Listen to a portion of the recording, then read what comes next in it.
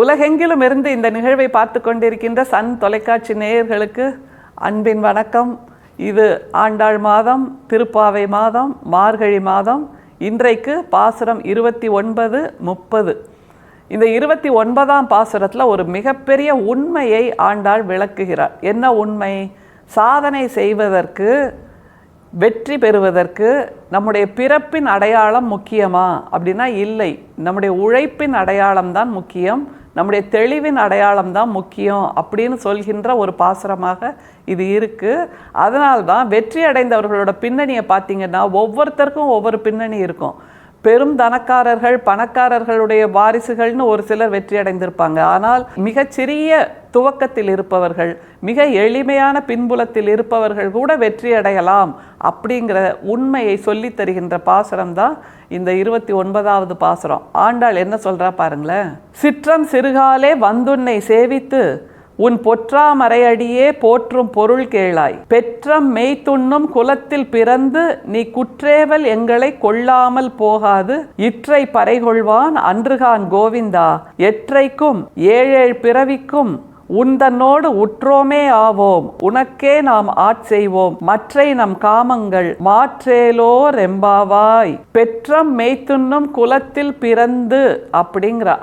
அதாவது பெற்றம் மெய்த்துண்ணும் அப்படின்னா தரிகட்டு ஓடுற அந்த ஆணிரைகள் இருக்குல்ல, அதை எல்லாவற்றையும் ஒழுங்கு பண்ணி ஒரு இடத்துல மேய வைக்கின்ற வேலையை செய்கின்ற, அதையே வாழ்வியலாக கொண்டிருக்கின்ற ஆயர்குடி பெண்களாகிய நாங்கள். எவ்வளவு எளிமையான பிறப்பு அவங்களோடது இல்லை, எவ்வளவு எளிமையான வாழ்க்கை முறை. வெறுமே மாடு ஓட்டிட்டு போகணும், மேய விடணும், அப்புறம் திரும்ப கூட்டிகிட்டு வரணும், பால் கறந்து அதையே விற்று தங்களுடைய வாழ்க்கையை நடத்தணும். அவர்களுக்கு வேறு என்ன விதமான வாழ்க்கை சிந்தனை இருந்துவிட போகிறது என்று நினைத்த அந்த பொழுதில்தான் ஆண்டாள் இப்படி திருப்பாவை என்கின்ற 30 பாசுரம் என்கின்ற புதிய சித்தாந்தத்தை அந்த பெண்களுக்கு அறிமுகப்படுத்துகிறார். எனவே எப்படிப்பட்டவர்கள் சாதனை செய்ய முடியும் என்றால் எல்லோரும் சாதனை செய்ய முடியும் என்கின்ற அந்த தத்துவத்தை ஆண்டாள் இந்த பாசுரத்தில் கொடுக்கிறார். அந்த தரிகட்டு ஓடுகின்ற ஆணிரைகள் அப்படிங்கிறது ஒரு குறியீடு, நம்முடைய சிந்தனையைத்தான் ஆண்டாள் சொல்கிறார். அதை ஒழுங்குபடுத்தி ஒரு நேர்கோட்டில் செலுத்தி மேய விட்டோமானால், பசுமை வெளியை நோக்கி அழைத்து சென்றோமானால் நமக்கு அந்த ஆணிரைகள் கொடுக்கின்ற பாலை போல் வெற்றி பொழிந்து வரும். அதைத்தான் ஆண்டாள் மறைமுகமாக குறியீடாக சொல்கிறாள். அதுதான் இதில் பொதிந்திருக்கின்ற ஒரு சூசகம். சரி, இப்படி பெற்றம் மெய்த்துண்ணும் சிறிய குலத்தில் பிறந்தவர்கள் நாங்கள், எங்களை நீங்கள் குற்றேவல் கொள்ளாது போயிட்டேனா அப்படின்னு சொல்கிறான்னா, எங்களுக்கு நீ அருள் கொடுக்காமல் போயிருந்தேன்னா எங்களுக்கு எவ்வளோ மனசு வலிச்சிருக்கோம் இல்லை அப்படின்னு ஆண்டாள் கேட்குறா.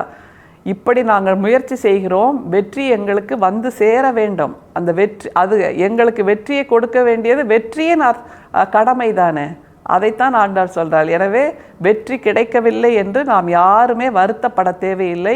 முயற்சி செய்கிறோம் என்றால் அந்த முயற்சி தான் நமக்கான அனுபவம், அந்த அனுபவம் தான் நமக்கான முதல் வெற்றி என்று ஆண்டாள் இதில் தெளிவாக சொல்லித்தரா. எப்படி நிறைவு செய்கிறா பாருங்க. எற்றைக்கும் ஏழேழு பிறவிக்கும் உந்தன்னோடு உற்றோமே ஆவோம், உனக்கே நாம் ஆட்செய்வோம், மற்றை நம் காமங்கள் மாற்றேலோ ரெம்பாவாய். இந்த பிறவிக்கு மட்டும் இல்லை, இனிமே வரப்போற ஏழேழு பிறவிக்கும் எங்களுக்கு இந்த வெற்றிகள் தொடர வேண்டும், எங்களுடைய சிந்தனை தெளிவு தொடர வேண்டும், எங்களுடைய விடாமுயற்சி தொடர வேண்டும், மற்றை நம் காமங்கள் மாற்றேலோ ரெம்பாவாய்னு கூட சேர்த்து சொல்றா. அப்படின்னா எங்களுடைய சிந்தனைகள், எங்களுடைய ஆசைகள், எங்களுடைய விருப்பங்கள் வேற பக்கம் திசை மாறி போயிடாத அளவுக்கு நீ எங்களுக்கு தொடர்ந்து அருள் செய்ய வேண்டும் அப்படின்னு யார்கிட்ட கேட்கிறா? வெற்றிகிட்டையே கேட்கிறா. தனக்கு அருள் கொடுத்த அந்த இலக்கிடமே கேட்கிறாள் ஆண்டாள்.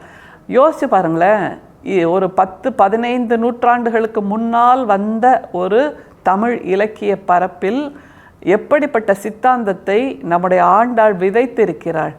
அவள் கொடுத்திருக்கின்ற இந்த வாழ்வியல் என்பது சுய முன்னேற்ற வாழ்வியல் நூலாக, பாசுரமாக நமக்கு கிடைக்கிறது. இந்த 30 பாசுரங்களும் ஒவ்வொன்றும் ஒவ்வொரு நாளும் வாசிக்கும் போது ஒவ்வொரு விதமான அடர்த்தியை கொடுக்கிறது. அப்படிங்கிறது தான் இந்த பாசுரங்களோட அழகு. அப்படிப்பட்ட சிந்தனையை ஆண்டாள் நமக்கு தொடர்ந்து கொடுத்து கொண்டிருக்கிறாள் இந்த மார்கழி பாசுரங்கள் மூலமாக. அடுத்தது பாசுரம் 30 நிறைவு பாசுரம். அதில் என்ன சொல்லி தன்னுடைய பாசுரங்களை, தன்னுடைய திருப்பாவையை நிறைவு செய்கிறாள் ஆண்டாள். அதுதான் மிகப்பெரிய வியப்பு. பார்க்கலாமா 30வது பாசுரத்தை?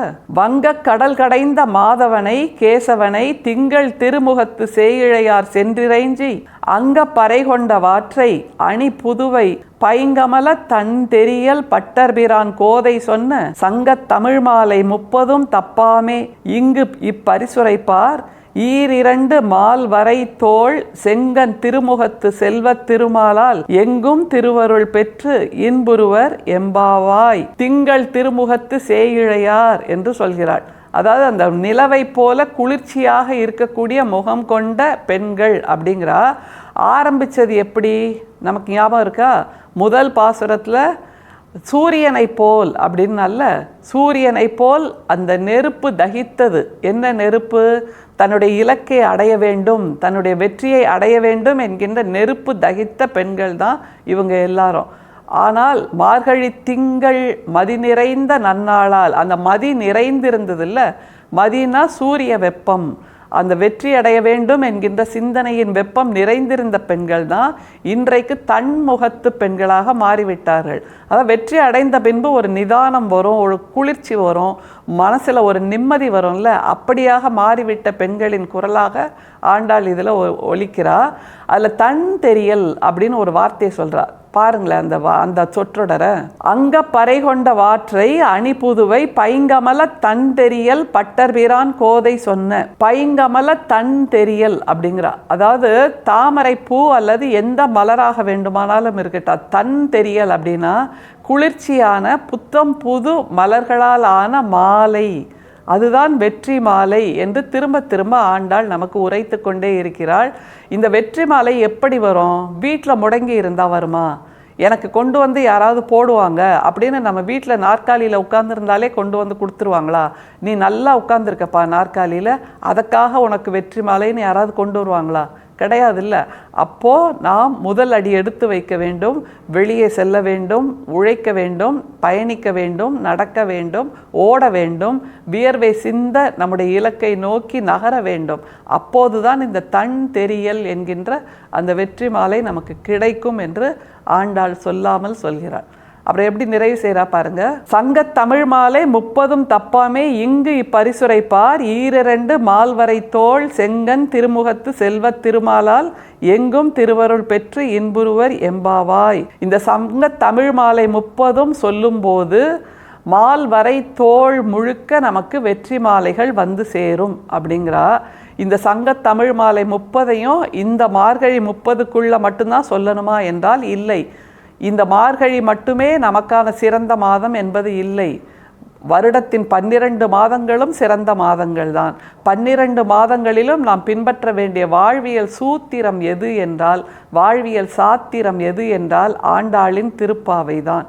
மனசு ஓயும் போது, மனசு தோயும் போது, மனசு ஏதாவது ஒரு கொழுகொம்பு கிடைக்காதா என்று ஏங்கும் போதெல்லாம் ஆண்டாள் மீது நாம் சாய்ந்து கொள்ளலாம். அப்படிப்பட்ட ஒரு தன் முன்னேற்ற, சுய முன்னேற்ற, சுய ஊக்க பாசுரங்களை ஆண்டாள் நமக்கு அள்ளி கொடுத்திருக்கிறாள். அதனால் தான் சொல்கிறார்கள், பாதகங்கள் தீர்க்கும் பரம நடிகாட்டும் வேதம் அனைத்துக்கும் வித்தாகும் கோதை தமிழ் ஐயைந்தும் ஐந்தும் அறியாத மானிடரை வையம் சுமப்பதுவும் வம்பு என்று சொல்கிறார்கள். என்றால் அது எதனால் அப்படிப்பட்ட ஒரு நிலை, பெருமை வந்திருக்கிறது ஆண்டாளால்? ஆண்டாள் காலத்திலும் ஏறக்குறைய அவள் வயதொத்த பெண்கள், அவளை விட மூத்த பெண்கள் இன்னமும் நிறைய பேர், கோடி பேர் வாழ்ந்திருக்கலாம். ஆனால் ஆண்டாளின் பெயரை மட்டும்தானே நாம் இன்னமும் உச்சரித்து கொண்டிருக்கிறோம். காரணம், அவள் தமிழை ஆண்டாள், தமிழ் அவளை ஆண்டாள் என்று எப்படி வேண்டுமானாலும் சொல்லலாம்.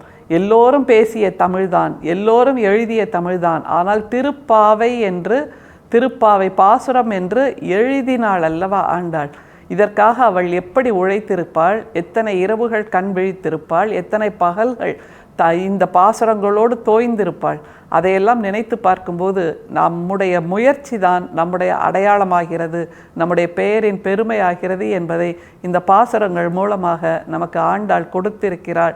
எனவே இந்த பாசுரம் என்பது மார்கழிக்கான பாசுரம் மட்டுமல்ல, நம்முடைய வாழ்க்கை முழுதும் தினம் தினம் வாசிக்க வேண்டிய, நேசிக்க வேண்டிய, யோசிக்க வேண்டிய பாசுரங்கள் என்பதை உணர்ந்து கொண்டால் இந்த மார்கழி எப்படி பயனுள்ளதாக அமைந்ததோ அதே போன்று நம்முடைய வாழ்க்கை பயணம் முழுக்க ஆண்டாளை தலைவியாக கொண்டு நாம் பயணிக்கலாம். அதன் மூலமாக நம்முடைய வாழ்க்கையை இன்னமும் அர்த்தமுள்ளதாக்கி கொள்ளலாம். அர்த்தமுள்ளதாக்கி கொள்வோம். ஆண்டாளே நம் தமிழின் அடையாளம், தமிழே ஆண்டாளின் அடையாளம். ஆண்டாள் வெல்க, ஆண்டாள் வாழ்க. நன்றி, வணக்கம்.